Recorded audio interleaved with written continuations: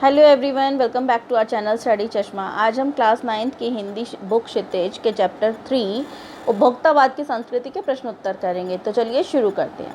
First question है, लेखक के अनुसार जीवन में सुख से क्या अभिप्राय है? तो इसका आंसर है, लेखक के अनुसार जीवन में सुख का अभिप्राय केवल उपभोग सुख नहीं है, अन्य प्रकार के मानसिक, शारीरिक और सूक्ष्म आराम भी सुख कहलाते हैं। परंतु आजकल लोग केवल उपभोग सुख को सुख कहने लगे हैं। क्वेश्चन 2 है, आज की उपभोक्तावादी संस्कृति हमारे दैनिक जीवन को किस प्रकार प्रभावित कर रही है? तो इसका आंसर है, उपभोक्तावादी संस्कृति से हमारा दैनिक जीवन पूरी तरह से प्रभावित हो रहा है। आज व्यक्ति उपभोग को ही सुख समझने लगा है। इस कारण लोग अधिकाधिक वस्तुओं का उपभोग कर लेना चाहते हैं। लोग बहुविज्ञापित वस्तुओं को खरीद कर दिखावा करने लगे हैं।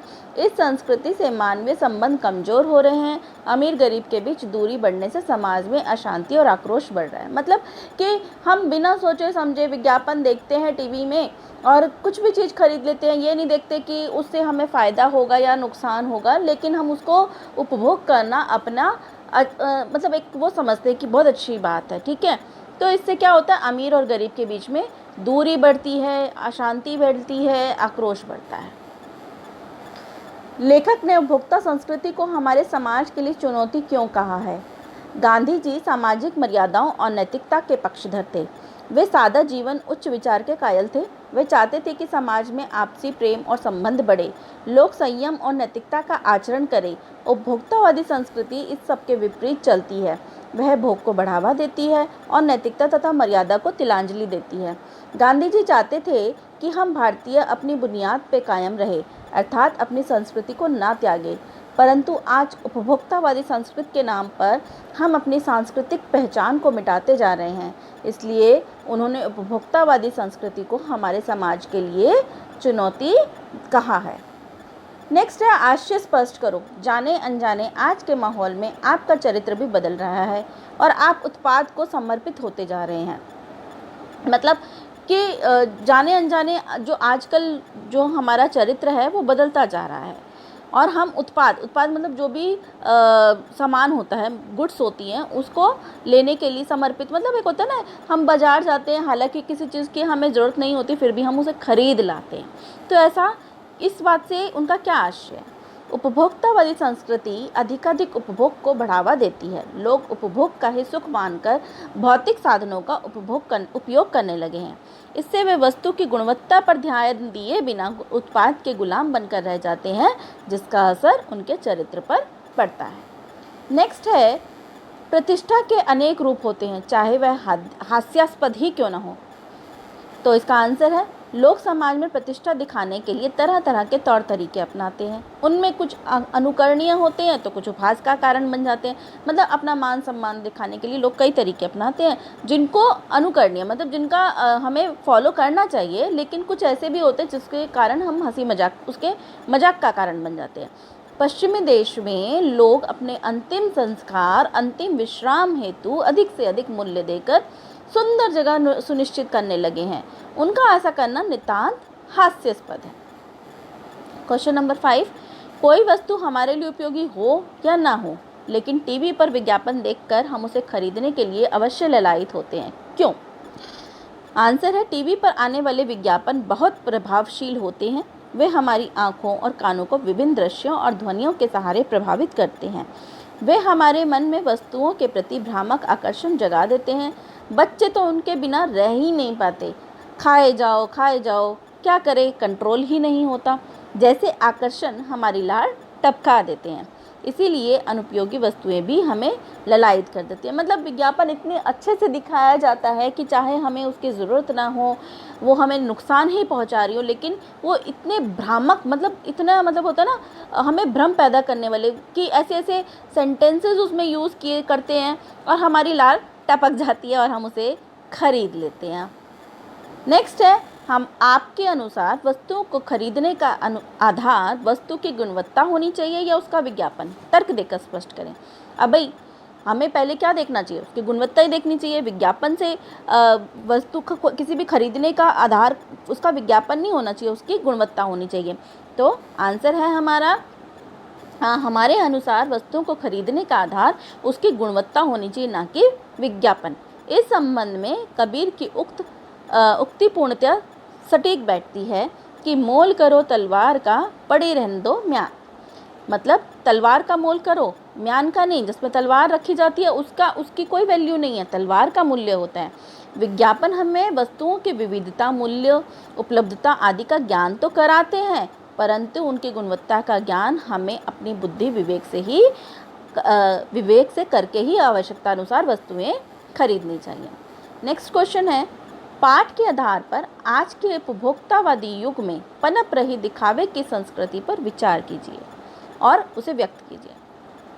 आज दिखावे की संस्कृति पनप रही है, यह बात बिल्कुल सत्य है। इसलिए लोग उन्हीं चीज़ों को अपना रहे हैं जो दुनिया की नज़रों में अच्छी है। सारे सौंदर्य प्रसाधन मनुष्य को सुंदर दिखाने के ही प्रयास करते हैं। सौंदर्य प्रसाधन मतलब कॉस्मेटिक, जैसे लिपस्टिक, पाउडर और वो सब चीज़ें जो होती हैं, क्रीम वगैरह। पहले ये दिखावा औरतों में होता था, आजकल पुरुष भी इस दौड़ में आगे बढ़ चले हैं। नए नए परिधान और फैशनेबल वस्त्र दिखावे की संस्कृति को ही बढ़ावा दे रहे हैं। आज लोग समय देखने के लिए घड़ी नहीं खरीदते, बल्कि अपनी हैसियत दिखाने के लिए हजारों क्या लाखों रुपए की घड़ी पहनते हैं। आज हर चीज़ 5 सितारा संस्कृति की हो गई है। खाने के लिए 5 सितारा होटल, इलाज के लिए 5 सितारा अस्पताल, पढ़ाई के लिए 5 सितारा सुविधाओं वाले विद्यालय, सब जगह दिखावे का ही साम्राज्य है। यहाँ तक कि लोग मरने के बाद अपनी कब्र के लिए लाखों रुपए खर्च करने लगे हैं, ताकि वे दुनिया में अपनी हैसियत के लिए पहचाने जा सके। मतलब कि हर 5 स्टार होटल में खाना, बहुत अच्छे स्कूल में पढ़ना और इलाज के लिए भी अच्छे हॉस्पिटल, बेस्ट हॉस्पिटल में जाना, तो ये सब चीज़ें जो हैं दिखावे के ही कारण हो रही हैं, ठीक है। ताकि हम अब जो दुनिया है अपनी, मतलब दुनिया उनकी हैसियत को पहचाने कि हम कितने, हमारे पास कितना पैसा है, हमारी प्रतिष्ठा दिखाने के लिए, ठीक है। यह दिखावा संस्कृति मनुष्य को मनुष्य से दूर कर रही है। लोगों के सामाजिक संबंध घटने लगे हैं, मन में अशांति जन्म ले रही है, आक्रोश बढ़ रहा है, तनाव बढ़ रहा है, हम लक्ष्य से भटक रहे हैं। यह अशुभ है, इसे रोका जाना चाहिए। नेक्स्ट है, आज की उपभोक्ता संस्कृति हमारे रीति रिवाजों और त्योहारों को किस प्रकार प्रभावित कर रही है। अपने अनुभव के आधार पर एक अनुच्छेद लिखिए। आज की उपभोक्ता संस्कृति के प्रभाव से हमारे रीति रिवाज और त्यौहार अछूते नहीं रहे। हमारे रीति रिवाज और त्यौहार सामाजिक समरसता बढ़ाने वाले, वर्ग भेद मिटाने वाले, सभी को उल्लासित एवं आनंदित करने वाले हुआ करते थे। मतलब हमारे जो त्यौहार होते थे पहले आपस में प्यार बढ़ाते थे, एक दूसरे के साथ मिलकर आनंद मनाते थे। वर्ग भेद मतलब मतलब एक ये ऊंची जात का या नीची जात का, इस तरीके से ये सब भेद मिटाकर हम खुश हुआ करते थे, एक दूसरे के साथ मिलकर त्यौहार मनाते थे। परंतु उपभोक्तावादी संस्कृति के प्रभाव से इनमें बदलाव आ गया है। इससे त्यौहार अपने मूल उद्देश्य से भटक गए हैं। आज रक्षाबंधन के पावन अवसर पर बहन भाई द्वारा दिए गए उपहार का मूल्य आकलित करती है। मतलब बहन यह देखती है कि भाई ने कितने का गिफ्ट दिया है मुझे। दीपावली के त्यौहार पर मिट्टी के दिए प्रकाश फैलाने के अलावा समानता दर्शाते थे, परंतु बिजली की लड़ियों और मिट्टी के दियों ने अमीर गरीब का अंतर स्पष्ट कर दिया है। मतलब कि जो अमीर होते हैं वही वो फैशनेबल दिए लाते हैं और लड़ियाँ लाते हैं और लाइटनिंग करते हैं, जबकि कहते हैं ना गरीब छोटे छोटे मिट्टी के दिए लाकर उन्हें अपने घर की शोभा बढ़ाते हैं। सो यही हाल अन्य त्योहारों का भी है। क्वेश्चन 9, धीरे धीरे सब कुछ बदल रहा है। इस वाक्य में बदल रहा है क्रिया है। क्रिया क्या होती है, जिसे हम कहते हैं ना एक्शन वर्ड्स, जो कार्य करना होता है। यह क्रिया कैसे हो रही है, धीरे धीरे। अतः यहाँ धीरे धीरे क्या है, क्रिया विशेषण, क्रिया की जो विशेषता बताता है। जो शब्द क्रिया की विशेषता बताते हैं वे क्रिया विशेषण कहलाते हैं। जहाँ वाक्य में हमें पता चलता है कि क्रिया कैसे, कितनी और कहाँ हो रही है, वहाँ वह शब्द क्रिया विशेषण कहलाता है। अब ऊपर दिए गए उदाहरण को ध्यान में रखते हुए क्रिया विशेषण से युक्त लगभग 5 वाक्य पाठ में से छाट कर लिखने, मतलब 5 वाक्य ऐसे लिखने हैं जो आपके पाठ में ही हों लेकिन वो क्रिया विशेषण के हों, ठीक है। तो उसके आंसर है, एक छोटी सी झलक उपभोक्तावादी समाज की। दूसरा, आप उसे ठीक तरह से चला भी ना सके। हमारा समाज भी अन्य निर्देशित होता जा रहा है, इसमें होता जा रहा है जो है वो क्रिया विशेषण है। लुभाने की जी तोड़ कोशिश में निरंतर लगी रहती है, निरंतर क्रिया विशेषण शब्द है। एक सूक्ष्म बदलाव आया है, सूक्ष्म जो है आपका वो क्रिया विशेषण है। ख पाठ है इसमें, धीरे धीरे, जोर से, लगातार, हमेशा, आजकल, कम, ज़्यादा, यहाँ, उधर, बाहर, इन क्रिया विशेषण शब्दों को प्रयोग करते हुए वाक्य बनाओ। अब ये वाक्य आप अपने आप भी बना सकते हैं, ये जो इन शब्दों का ही प्रयोग करते हुए। धीरे धीरे मनुष्य के स्वभाव में बदलाव आया है। जोर से, इतनी जोर से शोर मत करो। लगातार, बच्चे शाम से लगातार खेल रहे हैं। हमेशा, वह हमेशा चुप रहता है। आजकल बहुत बारिश हो रही है। यह खाना राजीव के लिए कम है। ज़्यादा क्रोध करना हानिकारक है। यहाँ मेरा घर है, उधर बच्चों का स्कूल है, अभी बाहर जाना मना है।